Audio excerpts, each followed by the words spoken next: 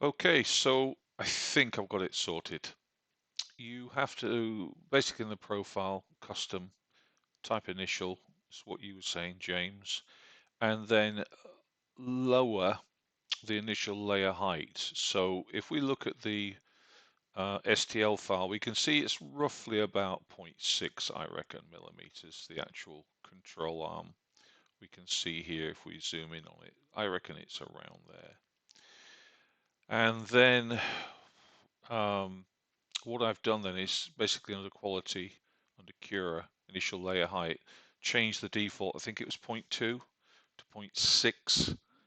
I've left the bottom thickness at 2 millimeters at 8 layers, set concentric, which seems to be okay for this particular type of print. All the other settings I have left as default.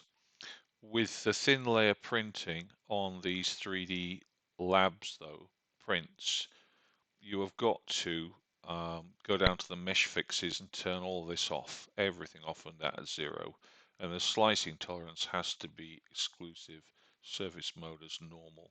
Otherwise it won't print the internal structure because it's not bonded to the skin.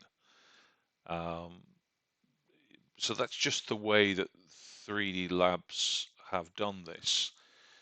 They imply that you've got to use Simplify 3D. Well, it's not true. You don't. They're obviously getting some kind of money or incentive, I think, from them. The wall count is 1, and everything else again, typically 0, apart from this example, because I want this thickness. You'll see in a minute when I sort of come through here.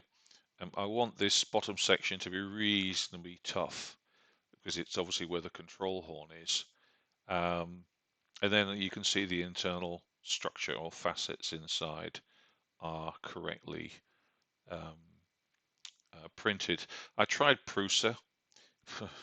I gave up in the end because it won't deal with the internal structure. It's very hard to configure.